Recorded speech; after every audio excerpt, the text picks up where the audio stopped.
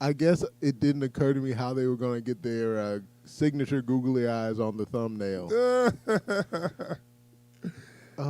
So I went back and watched it on the big screen with some. Man, those fights were so badass. Yeah, dude. yeah. I enjoyed them. Like watching it again. I'm like, man, forget the movie. You ain't got to pay attention to the movie, but the fights was badass. Like also, there's almost no shot on here that you can't put on a wall, man. Yeah, but do you remember gorgeous the POV shots of like Kong? Yeah, they did it with Kong and Godzilla when Godzilla fought Mecha Godzilla. They had a lot of POV shots. Was badass, man. And it's like everything they missed from Godzilla, where they worked on it in King of Monsters and they finally got it down solid. Right. In this one. And I think they left off at a perfect place where they can make a sequel and nobody's going to ask any question. Yeah. Because the next sequel, they can do the Monster Island fight or whatever. So they can have all these you can have any monsters you want on the Hollow Earth or whatever.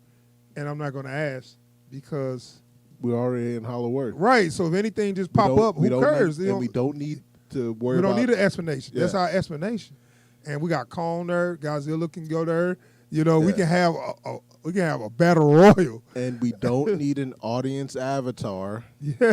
They're gonna be there though somehow. Yeah. they just all they need to do is cheer on because you got the Kong the Kong support team and you got the Godzilla support team. That's how they kind of broke it up. Yeah, like all you need is like when they need a little extra push to finish the fight. Y'all send up some kind of distraction to the monster they fighting or what have you, because you ain't gonna actually beat it for them. Well, I watched they put a scene in there where he need help. We need to do this to turn this on or whatever. So they're gonna have we'll just stay out the way. That's all you gotta do. You gotta do, man. That's all you gotta do. So they did a pitch meeting for it because it just came out, I think, 2 weeks ago. And the pitch meeting, if you know about the pitch meetings, they kind of give you a comedic take on things that you probably think about, but nobody really say. And so they kind of do it in a way of somebody's. I guess he's talking to the creator. So it's like a writer talking to a producer. Yeah, right? about how they're gonna make this. So and it's that kind of stuff when you see something in a movie that you can't believe made it to a final cut, and you ask yourself, so someone somewhere said, I want this in the movie, and someone said, okay. Yeah. Like that's pretty much why would they be in there? I don't know. So anyway, we're gonna do this. Watch this pitch meeting for Godzilla and Kong. But before we do that, hit that subscribe button. Please help us get to them 1,000 subs. We're trying to get to 1,000. So please help us out with that. And we're going to watch this trailer and get a little reaction.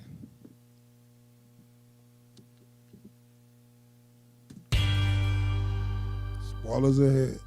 So, you have a movie for me? Yes, sir, I do. What if Big Monkey punched Big Reptile? Oh, and vice versa? Vice versa, too. Amazing. So how does this thing play out? Well, during the intro credits, we're going to show all the monsters that Godzilla and Kong have defeated, right? And that it's all been leading up to this big showdown. Oh, so these movies have been like a Titan tournament this whole time. Sure, maybe. Very cool. So we're going to meet this guy, Bernie, who has a conspiracy theory podcast, right? And he works for this big corporation called Apex. Okay. And so on his podcast, he's like, well, today's the day I'm gonna go steal some information from my employers. And the big corporation has no idea that one of their employees is running a full-on podcast about stealing information from them? They don't know. And actually them having horrible security is gonna be a common thing in this movie. Oh, how come? Well, because if they had competent security, that would kind of just slow the movie down, so that's just not gonna be a thing at all. Fair enough. Anyway, then for some mysterious reason, Godzilla ends up attacking Apex. Oh, so Bernie was right, something weird was going on? Exactly. I think it's important, especially in this day and age, to, put a positive spin on conspiracy theorists online, really make them into heroes.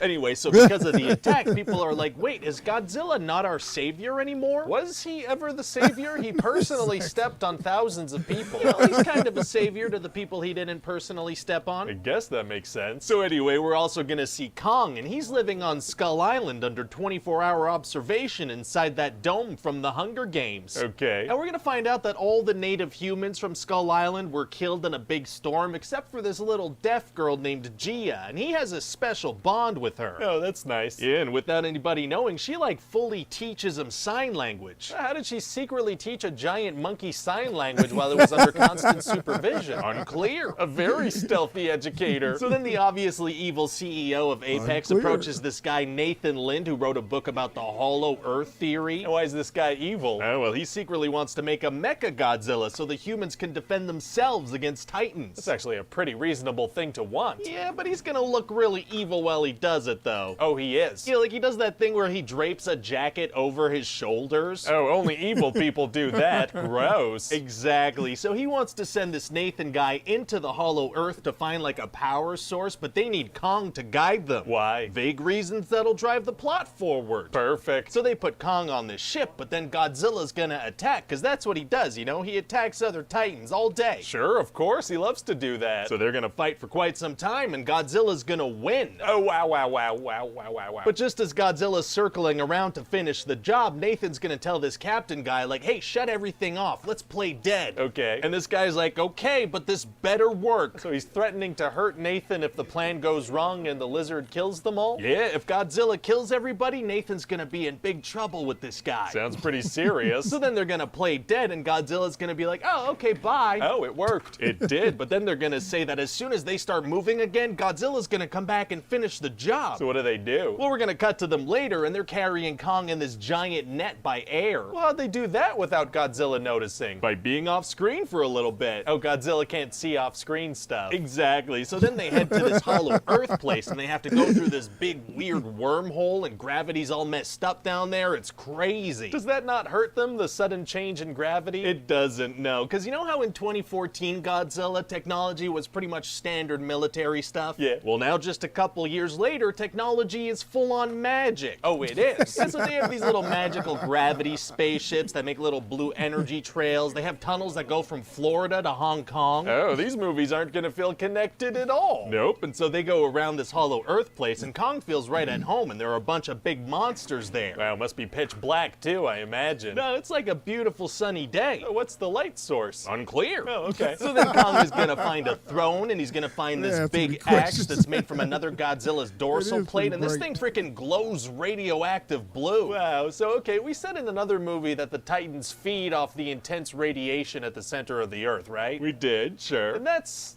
where all these humans are hanging out? That's right. So, they gonna be okay? Yeah, sure. How? Yeah, don't worry about it. Oh, okay, I won't. So anyway, meanwhile, through the movie, we're going to be checking in with Madison. Remember her from the last movie? She's from the last movie. She is, and so she teamed up with a friend and that conspiracy guy, and they're just basically going to be doing like their own little episode of Scooby-Doo. Oh, they are? Yeah, they're just kind of wandering around Apex, trying to solve a little mystery, encountering no security whatsoever, and having little to no impact on anything. Sure, that may as well happen. And so then back in the Hollow Earth, the Apex people are going to send an energy signature back up to Earth, and they're going to use that to power their Mecha Godzilla. What, so they email a power signature to... Yeah, listen, sometimes we're just going to say stuff, and it's best not to think about it at all. But it's just that... You know, we're just going to kind of cut away to monsters punching each other really quickly, so nobody has any time to digest any of the mumbo-jumbo we use as Which is smart. explanations. Is that gonna work? Sure it is. So anyway, Apex is Sure going to it is. use Ghidorah's skulls as a supercomputer to make a psionic uplink and control the Mecha Godzilla telepathically. Okay, but so And then monsters are going to punch each other. Oh! Yeah, Godzilla senses that Kong is up to something weird, so he blasts a hole in the earth all the way down to the Hollow Earth area. What about that weird wormhole section? Yeah, he blasts through that too, I guess. I don't care. Yeah, sure. Okay. And then Kong climbs up the hole. Does he have to go through the wormhole again? No, I'm gonna need you to get all the way off my back about that wormhole. That was several scenes ago. We're done with it. Oh, okay, let me get off of that thing. So then Godzilla and Kong are gonna fight and pretty much destroy Hong Kong. Oh boy, it's gonna be super intense. They're gonna fight and fight and fight. At a certain point, Godzilla's gonna be like, what? And Godzilla's gonna end up defeating King Kong and leaving him for dead. Oh no! And meanwhile, that evil CEO guy is gonna be doing like an evil monologue thing, but then Mechagodzilla's gonna go rogue and crush him. Oh. And Bernie's gonna be like, that's unfair. I really wanted to hear the end of that speech. A man just died in front of his eyes. Yeah, so he makes a little joke instead of acting like a human person. Okay. So now Mechagodzilla's being controlled by the ghost of Ghidorah or something. I don't care. It's gonna look great. Sure, I bet. And Godzilla could really use Kong's help, so the humans want to stop him from dying. Oh man, it's gonna be tough for tiny humans to do that. Actually, it's gonna be super easy. Barely an inconvenience. Oh, really? Yeah, Nathan's gonna be like, hey, maybe I could use that magical ship we've been flying around in as a defibrillator on this giant monkey. Oh wow, okay, so this guy's like pretty experienced with this ship, huh? He literally just learned it existed. And he knows how to use it to restart a giant monkey's heart? Sure, yeah, I don't care. And now that Kong isn't dead, he and Godzilla can team up against a common threat, which is what you have to do when your movie has versus in the title. Oh, double teaming a robot is tight. So then they manage to defeat Mechagodzilla through the power of teamwork. Wow, wow, wow. Wow. And so then Godzilla's like, okay, bye, and Kong goes to live in Hollow Earth, and that's it, we're done. Wow, really rushing to that ending, huh? Well, we're done with the punching, so, you know, what's the point? That makes sense. And so, yeah, what do you think? Well, I mean, it's a movie where a giant monkey gets in a fight with a giant reptile, you know? What could go wrong? Hey everybody, Ryan here. Hope you enjoyed that video. And if you liked it... But no, as usual, they hit every note that we that we try to say. But their movie is critic proof. Yeah. Right? Because they already set it up that it's stupid. Yeah. It ain't gonna make it's sense. A giant monster don't battle. try to follow the story and just have fun. And it was so much fun that you was like, okay, I had too much fun to even question all that stuff. Yeah. None of it makes sense. I don't care. It was just too much fun. Well, the like, same thing with Fast and Furious. Right. You know, it's like, because I feel like so many people like slam these kinds of movies. Like what were they even thinking? I'm like, you're assuming too much. Like, you have a formula. Let the formula play out. Don't overthink it. Yeah. Just let it happen. You know. Wow. But then how are we? I'm gonna need you to get right off my back about this one. You know. But yeah, like this is one of the reasons I like these pitch meetings so much. It's just all that stuff that is like, let's be real here. This didn't happen because someone overthought something. Now it was the Screen Rant is actually more effective though when people think that it's good and it's not. Yeah. Opposed to when they just know it's bad and they just like they just have fun. So this one might be more. Yeah.